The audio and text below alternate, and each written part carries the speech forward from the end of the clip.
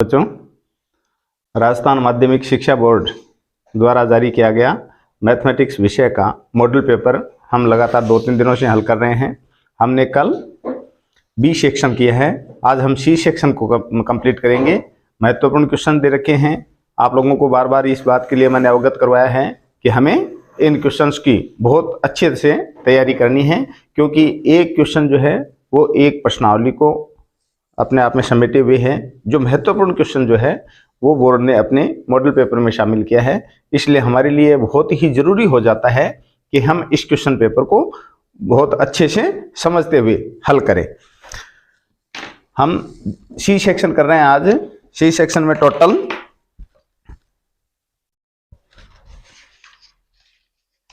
7-8 question दे रखे हैं। प्रत्येक क्वेश्चन जो है वो 3 नंबर का है।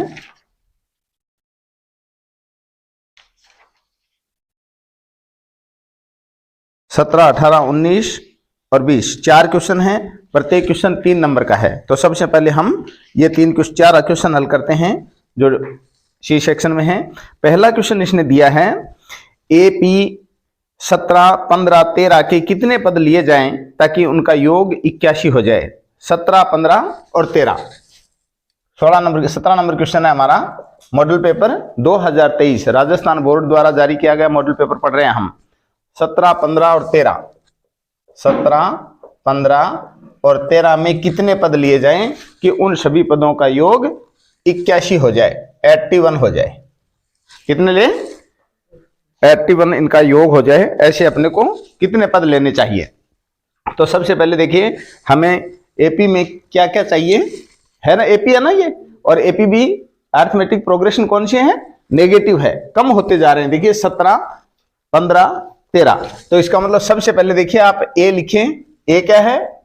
ए का मतलब प्रथम पद। हम थोड़ा सा धैर्यपूर्वक करेंगे। कोई वीडियो देखता है उसको बहुत बहुत धन्यवाद है, और अगर कोई स्किप करके छोड़ता है तो इससे हमारा कोई नुकसान नहीं है, सामने वाला कैंडिडेट भी परेशान रहता है कि मुझे देखना चाहिए था। स्किप करने के बाद ये जरूर सोचेगा कि मुझे देखना चाहिए था। प्रथम पद कितना है? 17। डी कितना है? डिफरेंस। द्वितीय पद में से हम प्रथम पद को माइनस करते हैं, तृतीय में से द्वितीय पद को माइनस करते हैं। द्वितीय पद माइनस प्रथम पद, तो डिफरेंस कितना आ गया? ध्यान देंगे आप। 15 माइनस 17 इक्वल टू माइनस में आ रही है, ये वैल्यू आ रही है ना। उसके बाद एन कितना है? पदों की संख्या जिनको जोड़ने पर 81 आ जाए, हमें नॉलेज नहीं है। और एस एन पदों का सम कितना है? 81 है ना। पदों का योग, पदों का योग, सम of numbers 81।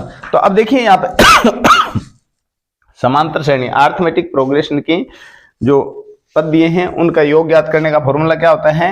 n/2 bracket 2a plus n minus 1 d equal to SN, है ना ये फॉर्मूला। n की वैल्यू कितनी है पता नहीं, हमें फाइंड करनी है। 2 इंटू a की वैल्यू कितनी है? 17 प्लस n की वैल्यू फिर फाइंड नहीं है, और d की वैल्यू कितनी है? माइनस के 2, और SN की वैल्यू कितनी है? 81। अब सबसे पहले छोटे ब्रैकेट को हल करो आप। छोटे ब्रैकेट को हल करेंगे तो क्या आएगा? n/2, 2 को 17 से मल्टीप्लाई किया 34। अब देखिए -2 को n से मल्टीप्लाई करेंगे तो माइनस के 2n, और -2 को 1 से मल्टीप्लाई करेंगे तो प्लस का 2 आ जाएगा। यहां प्लस माइनस टकराएंगे या नहीं टकराएंगे? तो यहां पर वैल्यू किसकी हो जाएगी? माइनस की। इसलिए यहां मैं लिख देता हूं माइनस, और इक्वल टू 81। देखिए n/2 ब्रैकेट, ये अचर पद है, ये अचर पद है, इनको जोड़ लेते हैं 36, और ये माइनस का 2n इक्वल टू 81। अब बाहर वाली संख्या को अंदर वाली संख्या से मल्टीप्लाई कर दो। n/2 को 36 से मल्टीप्लाई करेंगे तो कितने आएंगे? 18n। आते हैं नहीं आते? इसको इससे तो 2 से 36 कट गए, 18 आ गए। 18 को 1 से मल्टीप्लाई किया, 18 आ गया। इसको इससे मल्टीप्लाई करेंगे तो 2 से 2 कट गया, और n को n से मल्टीप्लाई कर देंगे तो n स्क्वायर इक्वल टू 81, है ना।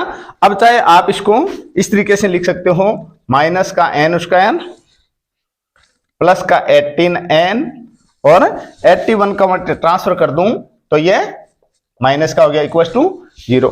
अब द्विघात समीकरण जिसके क्वेश्चन हमने कल पढ़े थे वही तरीका है। अगर यहाँ आपको माइनस कंफ्यूज कर रहा है तो हम इसके सभी के चिन्ह चेंज कर सकते हैं, या हम ऐसे कह सकते हैं कि -1 को कॉमन ले लेंगे तो यहाँ n स्क्वायर माइनस का 18n और प्लस का 81, ये इक्वेशन आ जाएगी आपकी, n square minus 18n plus का 81।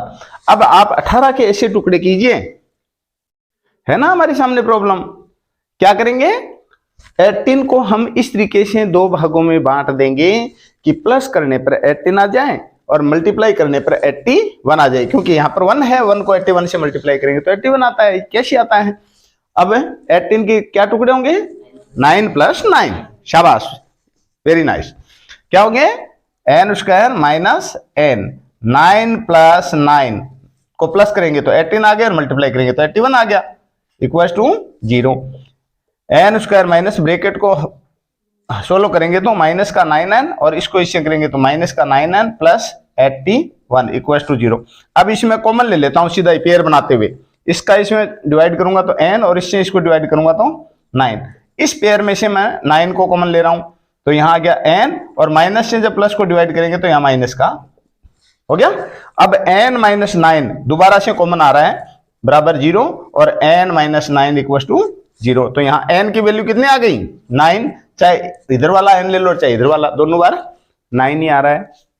इट मीन्स इस अरिथमेटिक प्रोग्रेशन में 17, 15, 13, 11 ऐसे कितने पद लिए जाएं, कितने स्टेप हम चलें कि बाद में उनको सम करने पर सम 81 आ जाए। हमें 9 स्टेप चलना पड़ेगा, 9th टर्म अपने को फाइंड करनी पड़ेगी, ठीक है। तो 9th टर्म है वो है 81, इसने वो टर्म ही पूछी है कि कितने नंबर का पद है, तो ये हमारा आंसर होगा। क्लियर है बात, शाबाश बच्चों, बहुत बढ़िया तरीके से आप अपना अटेंशन अपने ब्लैक बोर्ड पे रखते हो, बहुत बढ़िया बात है। नेक्स्ट क्वेश्चन बताऊं, छोड़ दे इसको, मिटा दें।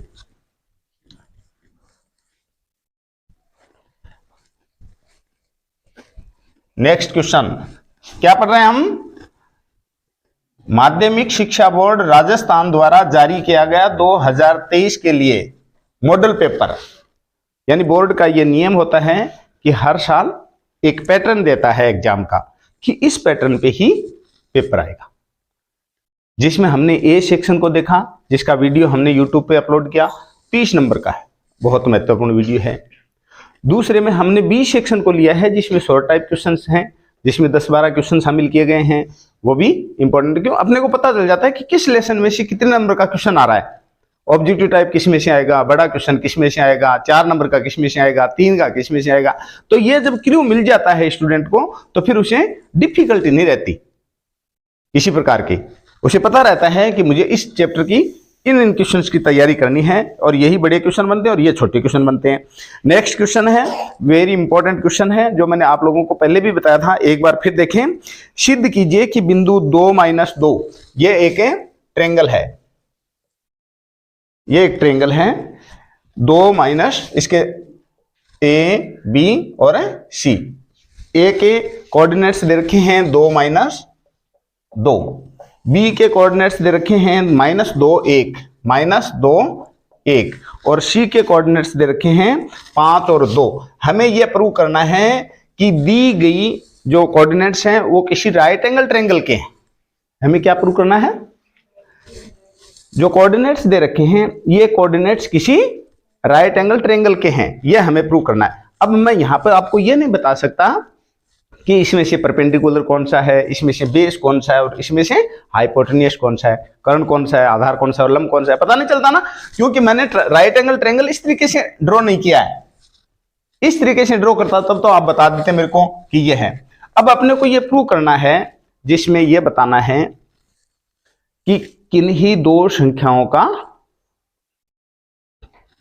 दो साइड्स का स्क्वायर उसके हाइपोटेन्यूस के स्क्वायर के इक्वल होगा। समकोण त्रिभुज ही तो पूछ रहा है, अच्छा ठीक है, समकोण त्रिभुज की बात कर रहा है, इसलिए मैं पहले तीनों साइड्स निकाल लेता हूं। कोई दो साइड्स को सम करूंगा तो वो सम तीसरी साइड के इक्वल आना चाहिए। अगर आ जाता है it means the given figure is a right angle triangle. और अगर नहीं आता है इट मीन्स वो कोई समकोण त्रिभुज नहीं होगा। तो देखो दिया हुआ क्या है, ये आप लोगों को अपनी परीक्षा में लिखना चाहिए। दिया हुआ क्या है, मैं ए बी के बीच की डिफरेंस निकाल लूं, ए बी के बीच की दूरी, और ए बी के बीच की दूरी निकालने का सूत्र है x2 माइनस x1 का whole square plus y2 minus y1 का होल स्क्वायर। बहुत इंपॉर्टेंट क्वेश्चन है का स्क्वायर रूट। अब x2 कितना है, ये ए बी को ले रहे हैं ना, हम ए बी को ले रहे हैं, तो इसको x2 मान लें, इसको x1 मान लें, प्लस ये y2 हो गया और ये y1 हो गया। अब यहां पे देखिए, मैं बाद में ज्यादा कंफ्यूज नहीं करूंगा आपको, दो माइनस के सिंबल आए, एक तो ये माइनस का फॉर्मूले का है और ये माइनस का सिंबल अपने जो कोऑर्डिनेट दिया है उसका है। तो मैं माइनस माइनस को प्लस कर दूं क्या सीधा, ये लो यहां पर स्क्वायर रूट का चिन्ह है। तो -2 कितने हो गए, -4 स्क्वायर, और ये 2 रे के 3 का स्क्वायर। अब इनका स्क्वायर निकाल लो, इसके आगे 16 प्लस के और इसके आगे 9 प्लस के। अब दोनों कितने हो गए, 25 हो गया। ए बी की डिस्टेंस कितनी है, √25। अब आप बी और सी की निकाल लें, बी सी के बीच की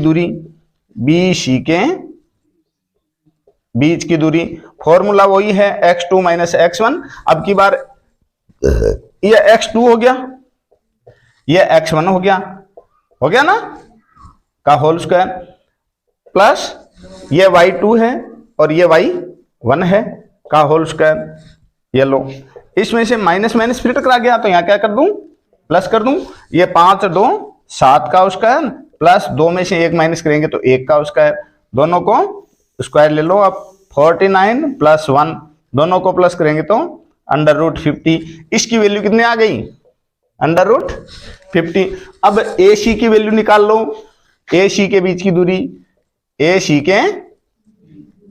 दूरी, कितना आ गया, x2। अब इसमें से ये लेना है ना अपने को, तो आप इसको x1 इसको 2 मान ले चाहिए, इसको x1 इसको x2 मान रहा हूं मैं का square, plus y2 minus y1 हो गया। अब देखिए 5 में से 2 माइनस करेंगे तो 3, और 2 और 2 प्लस के हो गए ना, तो ये हो गया 4 का स्क्वायर। अब 9 प्लस 16, ये कितना आ गया, √25। तो इसकी वैल्यू कितनी आ गई, √25। अब देखिए इन दो की सम इसके इक्वल आनी चाहिए। किन्हीं दो साइड की सम जो है, योग जो है, वो तीसरी साइड के स्क्वायर का योग तीसरी साइड के इक्वल आना चाहिए। तो हम इसको ऐसे लिख दें क्या, ए बी का स्क्वायर प्लस ए सी का स्क्वायर किसके इक्वल आया है, बी सी के स्क्वायर के इक्वल आया है। अतः है सो ट्रेंगल ए बी सी एक राइट एंगल ट्रेंगल है, समकोण त्रिभुज है, ये अपने को प्रूव करना था। क्लियर है बात, बहुत इंपॉर्टेंट क्वेश्चन है बोर्ड एग्जामिनेशन के लिए, इसलिए आप इसको 2 बार या 3 बार प्रूव करके देखें तो इसमें पूरी प्रश्नावली आ जाती है।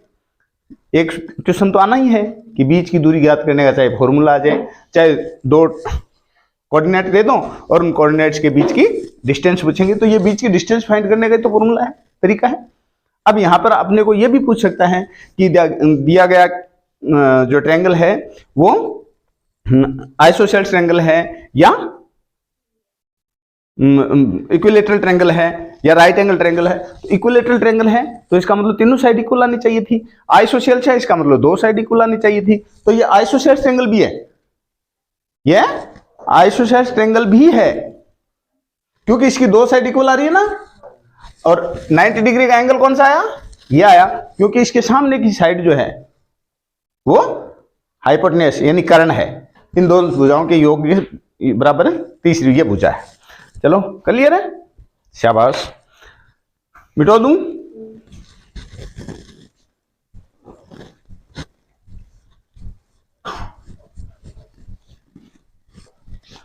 नेक्स्ट क्वेश्चन, केवल हम डी सेक्शन ही सी सेक्शन ही करेंगे। डी सेक्शन में बड़े क्वेश्चन हैं, उनको हम बाद में शामिल करेंगे। नहीं तो कंफ्यूज हो जाएंगे बच्चे। कल्पित माध्य की मदद से आप लोगों को माध्य ज्ञात करना है। Find the mean by assumed mean method. Assumed mean की मदद से, कल्पित माध्य की मदद से अपने को और ये माध्य फाइंड करना है। तो इसमें CI दे रखा है, एक X दे रखा है, दो चीज दे रखी हैं, ध्यान से देखेंगे। CI तो दिया है इसने क्लास इंटरवल 11 से 13, 11 से 13, फिर 13 से 15, कहां तक है 25 तक, 13 से 15, 15 से 17, 17 से 19, 19, 19 से 21, 21 से 23 और 23 से 25। यह हमारा वर्ग अंतराल है, CI है क्लास इंटरवल। और फ्रीक्वेंसी उसके बाद फ्रीक्वेंसी दे रखी है 7 से 9 13, 7 6 9 13, 20 5 4, 20 5 और 4। अब देखिए माध्य फाइंड करना है तो सबसे पहले अपने को X फाइंड करना होगा। क्या फाइंड करना होगा? X फाइंड करना होगा। F तो दिया है, X फाइंड कर लेते हैं। X का मतलब होता है mid point of class interval, वर्ग अंतराल का बीच का बिंदु। किसका? ये जो वर्ग अंतराल दे रखा है ना, इनके बीच का बिंदु, बीच का पॉइंट क्या होगा? तो बीच का पॉइंट निकालने का तरीका सीधा सा है कि दो जो डिजिट दे रखे हैं उनको आपस में प्लस करो और 2 से डिवाइड कर दो। कहां प्रॉब्लम है? तो 11 और 13 की सम होती है 24 और आधा कितना हो गया 12। इन दोनों की सम 28, आधा 14। या फिर देखिए इनके बीच में जो डिफरेंस चल रहा है वही डिफरेंस इनके बीच में चलेगा। तो नेक्स्ट 20, 22 और 24। क्लियर है यहां तक? अब देखिए आप सीधा मीन अगर आप लोग निकालना है, क्या है सीधा मीन अगर निकालना है, तब तो हम F को X से मल्टीप्लाई कर दें। क्या करने? F को X से। हमें लेनी है कल्पित माध्य की मदद। तो इनमें से किसी एक X के किसी एक वैल्यू को आप अपना माध्य मान लें, इमेजिन कर लें, कल्पना कर लें कि यह हमारा मीन है। तो मैं किसको मान लूं? चाहे आप किसी को भी मान लें, प्रत्येक में से आपका आंसर निकल जाएगा। लेकिन बीच की संख्या को मानते हैं तो मैं 16 को मान लूं। क्या 16 को मान लूं? X में से मानना है आपको। तो आप X में से इसको हम क्या नाम देते हैं? A नाम देते हैं। A = 16। क्या नाम दे दिया? एज्यूम्ड मीन, कल्पित माध्य। तो X में से आप A को माइनस करते जाइए। क्या करेंगे? तो वो वैल्यू क्या कहलाएगी? D कहलाएगी। X में से A को माइनस करेंगे तो डेविएशन, विचलन कहलाएगा वो। अब आप 12 में से 16 को माइनस कीजिए, 14 में से 16 को, 16 में से 16 को, 18 में से 16 को, 20 में से 16 को, 22 में से 16 को, 24 में से 16 को माइनस करते जाइए। 12 में से 16 को माइनस करेंगे तो माइनस के, इसमें से करेंगे तो माइनस के 2, इसमें से करेंगे तो 0, 18 में से 16 को 2, ये 4, इसमें से 6, इसमें से 8। तो ये हो गया। अब आप F को और D को मल्टीप्लाई कर दो नेक्स्ट कॉलम में। इसको F और D, इसको आप इस कॉलम से मल्टीप्लाई कर दोगे तो आपका पैटर्न सही रहेगा। FD ये कॉलम है FD का, इसमें हम इसको और इस कॉलम को मल्टीप्लाई कर दें। 7 को -4 से मल्टीप्लाई करेंगे तो माइनस के 28, इसको इससे मल्टीप्लाई करेंगे तो माइनस के 12, 9 को 0 से करेंगे तो 0, 13 को 2 से 26, 20 को इससे 4 से 80, 5 को 30 और 4 को 32।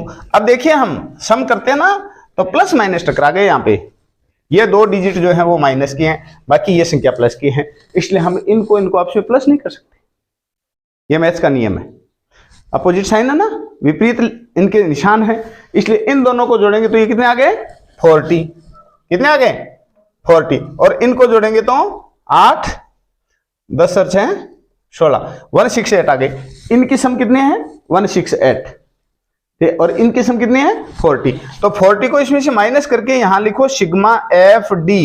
कितने आ गए 8, 2, 1, 128, 128 इन सब की सम है, जिसमें हमने इसको अलग जोड़ा है, इसको अलग जोड़ करके दोनों को माइनस करके यहां लिख दिया। यहां लिखिए आप सिग्मा F, फ्रीक्वेंसी की सम लिखिए। 7 अच्छे 13, 13 9 22, 22 और 3 25, 25 5 30, 4 34, 3 2 5 एक 6, 64 आ रहे हैं भाई। 13 और 9 22, 22 और 8 30, 4 34, 3 2 5 एक 6, ठीक है 64 आ रहे हैं। यहां पर देखिए आप फॉर्मूला लिखिए, ए की वैल्यू कितने हैं 16। अब यहां पर अपने को निकालना है मीन कल्पित माध्य की मदद से। तो यहां फॉर्मूला लगता है A plus sigma F D by sigma F, बस इतना ही लिख दो। ए की वैल्यू कितनी 16 प्लस सिग्मा एफ डी की वैल्यू 128, सिग्मा एफ की वैल्यू 64। अब देखिए आप 64 दूनी 128 सीधा ही कट रहा है, नहीं कट रहा है क्या? 64 दूनी 128, तो 16 प्लस इससे इसको कैंसिल करेंगे तो 2, 16 में 2 प्लस करेंगे तो 18। ये हमारा इस क्वेश्चन का आंसर होगा। क्लियर है? बोर्ड परीक्षा में एक तो मीडियन का, एक कल्पित माध्य का, ये क्वेश्चन थोड़े से ज्यादा इंपॉर्टेंट माने जाते हैं, क्योंकि इस प्रश्नावली में फिर क्वेश्चन तो 4 ही हैं। एक मीन का है, सिंपल मीन का, एक है कल्पित माध्य की मदद से मीन फाइंड करना है, एक मीडियन का है और एक है मोड का है, बहुलक का है। तो मीन और मोड, बहुलक और माध्य, ये तो 2 सरल रह गए। थोड़ा सा मीडियन का और थोड़ा सा कल्पित माध्य वाला क्वेश्चन जो है थोड़ा सा स्टूडेंट के लिए दिमाग घुमाने वाला होता है, इसलिए ये दिमाग घुमाने वाले क्वेश्चन में से, तो इसको आप अच्छे से ध्यान में रखो। ओके, करें नेक्स्ट।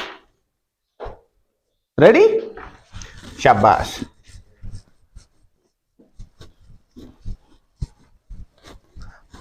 बहुत अच्छा रिस्पांस मिल रहा है अपने को। जो स्टूडेंट्स अपने चैनल से जुड़े हुए हैं उन बच्चों के कमेंट्स भी आते हैं, फोन आते हैं। विशेष डिमांड जो है वो इंग्लिश ग्रामर की चल रही है, उसमें सीनियर के बच्चे, सीनियर क्लास के जो बच्चे हैं ना, उन बच्चों की डिमांड चल रही है कि सर सीनियर की ग्रामर के नोट्स बना करके आप सेंड करें या व्हाट्सएप उस पे चैनल पे भेजें। नेक्स्ट क्वेश्चन,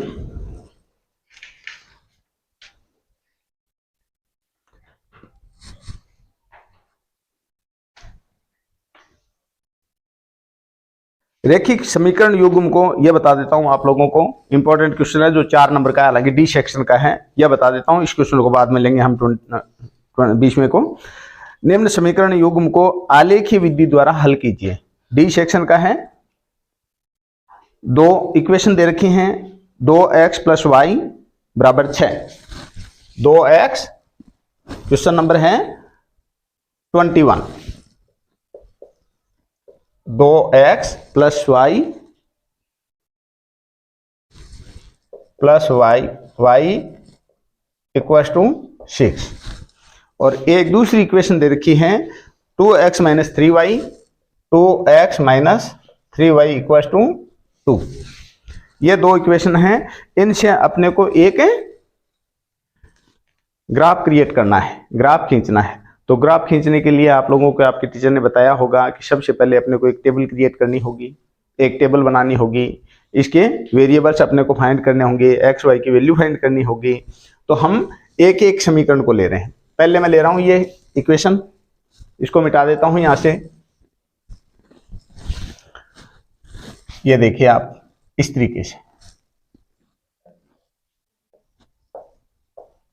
3 वैल्यू निकाल लें, बहुत है, पर्याप्त है, आगे मत जाएं। भले ही 3 वैल्यू निकालेंगे 1 2 3 तो पर्याप्त है, इससे आगे निकालने की आवश्यकता नहीं है।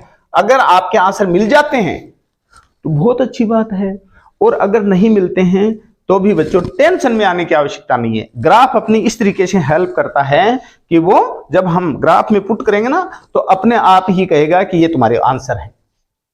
ग्राफ क्या बताएगा कि यहां आकर के दोनों जो ग्राफी रेखाएं हैं वो यहां मिलती हैं, और वो हमारा आंसर होता है जहां दोनों इक्वेशन के ग्राफ आपस में टकराते हैं। अब देखिए 2-3 तरीके हैं यहां पे। एक तो है सबसे सिंपल तरीका, मैं बताता हूं कि इसमें से उस संख्या का ट्रांसफर कर लो जो बड़ी है, या फिर जो माइनस की है। तो यहां पर तो दोनों ही संख्या प्लस की हैं, ये भी प्लस की है और ये भी प्लस की है, इक्वल में 6 है। तो हम इनकी बात, मैं इसकी बात कर रहा हूं, एक्स और वाई वाली की, तो इसमें हम किसका ट्रांसफर कर लें, 2x का ट्रांसफर कर लूं तो 6 माइनस 2x हो गया ना। अब मैं x की वैल्यू 1 पुट करूं, क्या पुट करूं, हाँ यहां पर अगर पूरी डिटेल में लिखना चाहो ना तो ऐसे लिख सकते हो x इक्वल टू 1, x बराबर 1 रखने पर, तो y equal to 6 minus 2 into 1, x की जगह पर क्या पुट किया मैंने 1, तो y equal to 6 minus 2, y equal to 4, तो y की वैल्यू कितनी आ गई। अगर मैं x बराबर 2 रखूं 2 रखने पर तो क्या होगा, इक्वेशन क्या है, यही तो है, y equal to 6 minus 2x, तो y equal to 6 minus 2 into 2, x की जगह पर क्या रख दिया 2 रख दिया, तो y की वैल्यू आ रही है देखिए 6 माइनस 4, y इक्वल टू 2, इसकी वैल्यू कितनी आ गई।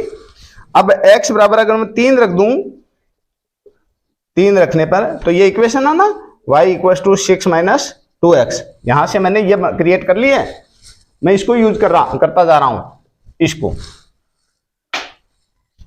y equal to x equal to 3 रख रहे हैं हम, तो 6 minus 2 into 3, y equal to 6 minus 6 equal to 0, तो इसकी वैल्यू कितनी आ गई 0 आ गई। अब दूसरी इक्वेशन देखिए, दूसरी इक्वेशन इसने कही है 2x minus 3y, 2x minus 3y equal to 2, कितनी है ना, 2x माइनस 3y बराबर है 2 है। इससे आप ये टेबल क्रिएट करें, कर दे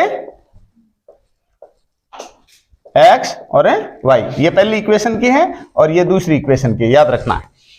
हाँ ट्रांसफर किसका करूं, 3y का कर लूं, बड़ी भी है प्लस है माइनस की भी है, दूसरी बात क्या है, एक तो बड़ी है और दूसरी बात यह है कि ये माइनस की है, तो हमारे लिए इजी हो जाएगा, हम इसको ऐसे कर रहे हैं 2x इक्वल टू 3y, इधर जाते ही प्लस का हो गया प्लस 2, और x equal to 3y plus 2/2। अब हम पूरी इक्वेशन इससे इसको काम में लेंगे। अब y बराबर है 1 रख दो, क्या रखें, हाँ y बराबर 1 रख रहे हैं, अब की बार x नहीं है, y का हमने ट्रांसफर किया है, पिछली बार हमने x का ट्रांसफर किया था, तो y बराबर 1 रख दूं क्या, y बराबर 1 रखने पर देखिए हमारा आंसर कैसे नहीं निकलेगा, गलत है ये y बराबर 1 रखना, y बराबर 1 रखूंगा तो ये इक्वेशन है ना, x बराबर 3 गुणा 1 प्लस 2 बराबर 2, 3 को 1 से मल्टीप्लाई करूंगा, 3 में 2 जोड़ूंगा तो 5 में 2 से डिवाइड करेंगे तो पूरी तरह से कंप्लीटली आंसर नहीं निकलेगा, इसलिए हम ऐसी संख्या रखें क्यों, हालांकि आंसर हम ये नहीं कह सकते कि गलत है, पॉइंट में आते नहीं है क्या, कोई आते हैं, तो मैं x बराबर है 2 रख रहा हूं, याद रखें y बराबर 2, y बराबर मैंने क्या रखा है 2, तो ये हो गया 3 दूनी 6 और प्लस 2, कितने हो गए 8/2 यानी 4, x की वैल्यू आई है अब की बार 4, और x बराबर y बराबर है 4 रख दूं, सम संख्या रखने पे ही आएगा, 3 इंटू 4 प्लस 2/2, तो ये हो गए 4 3 12, 12 में 2 जोड़ेंगे तो 14 में 2 का भाग दिया 7, क्या रखा आपने y की वैल्यू 4 रखेंगे तो x की वैल्यू 7 आ रही है। अब माइनस में चलिए, क्योंकि वैल्यू ये ज्यादा जा रही है ना x वाली, और x वाली वैल्यू जूं ज्यादा बढ़ेगी तो हमारे लिए ग्राफ में पुट करना समस्या खड़ी कर देगा। अब x बराबर y बराबर में माइनस के 2 रख रहा हूं, किसके, हाँ y बराबर माइनस के 2 रख रहा हूं, या 0 रख दो प्लीज, 0 रखने भी आ जाएगा, 0 रख दूं क्या, या लो 0 रख देता हूं, तो 3 गुणा 0 प्लस 2, 3 से 0 को मल्टीप्लाई करेंगे तो आएगा 0, और 0 में 2 जोड़ेंगे तो 2 हो गए, 2 में 2 का भाग देंगे तो क्या आएगा 1, y बराबर 0 रखने पर x की वैल्यू 1 आई है। अब हमारा यहां पर कोई आंसर नहीं निकल रहा है प्रॉब्लम भैया, यहां पर कोई भी आंसर नहीं निकल रहा है, तो यहां पर टेंशन लेने की आवश्यकता नहीं है। हम जब ग्राफ में इसको पुट करेंगे तो ग्राफ, जैसे मान लीजिए ग्राफ की रेखा कहां बनाऊं मैं, मिटो दूं क्या इसको मिटो देता हूं मैं, फिर अपने इसको ग्राफ में पुट करके बताता हूं कि किस तरीके से हमारे आंसर निकलेंगे। यहां आंसर नहीं निकले इसका मतलब स्टूडेंट जो है वो उसका दिमाग डाइवर्ट हो जाता है, वो टेंशन में आ जाता है कि ये 4 नंबर का क्वेश्चन था और मेरा तो क्वेश्चन मिला ही नहीं। इसलिए वो यहां से अपनी कॉपी में काटना शुरू कर देता है कि अब मेरे तो दोबारा से करना पड़ेगा, आंसर तो निकले नहीं। इसलिए टेंशन में ना आए, हम दोबारा से इसके आंसर निकाल लेंगे जो हमारी उस ग्राफ की कॉपी में निकल आएगा।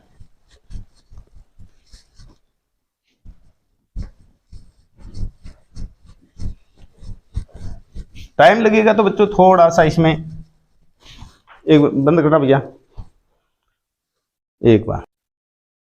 हाँ बच्चों, हमारा क्वेश्चन सेम क्वेश्चन है, हम इसको आगे बढ़ाते हैं। आपके सामने मैंने एक ग्राफ ड्रॉ करने की कोशिश की है, तो इस पे यह ध्यान नहीं देना है कि लाइनिंग थोड़ी सी टेढ़ी मेढ़ी है।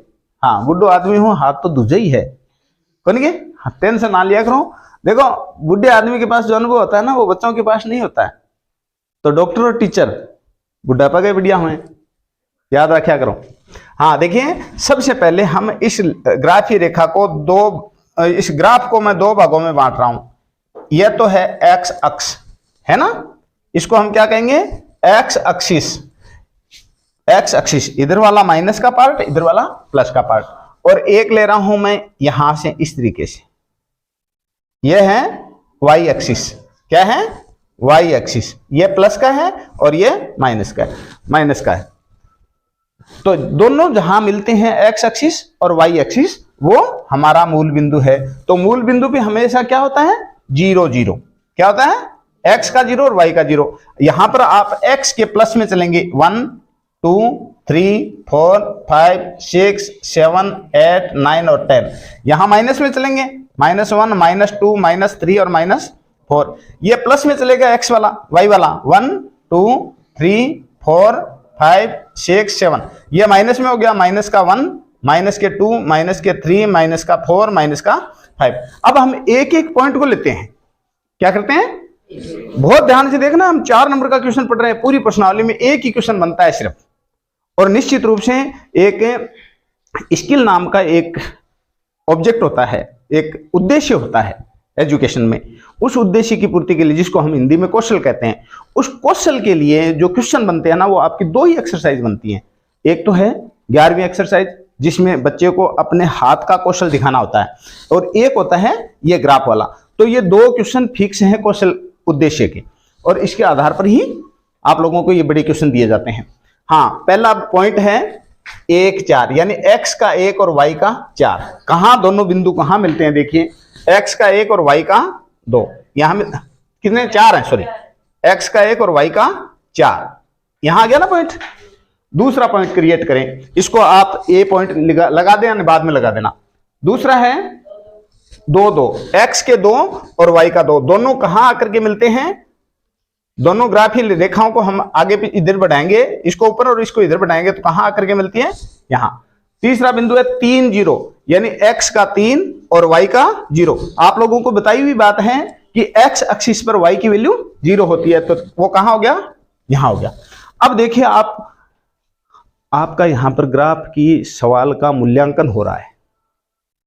अगर आपकी ग्राफीय रेखा सीधी चल रही है तो समझ लो कि आपका क्वेश्चन सही है, और ग्राफीय लाइन में अगर कहीं मोड़ हो रही है, मोड़ आ रही है, तो समझ लो कि वो क्वेश्चन गलत है। अब देखिए, मैं इसको एकदम ग्राफीय लाइन खींच रहा हूं विदाउट स्केल,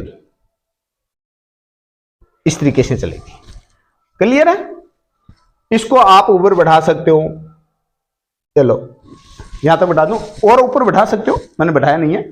अब देखिए, दूसरी टेबल से आंसर नहीं निकले ना। आंसर वो होता जो टेबल में एक जैसी डिजिट शो करता, एक्स और वाई की वैल्यू समान आती, यहां नहीं है। अब दूसरी टेबल ले रहा हूं, ये इक्वेशन है, उसके इक्वेशन का नाम लिख देना यहां पे, 2x + y = 6।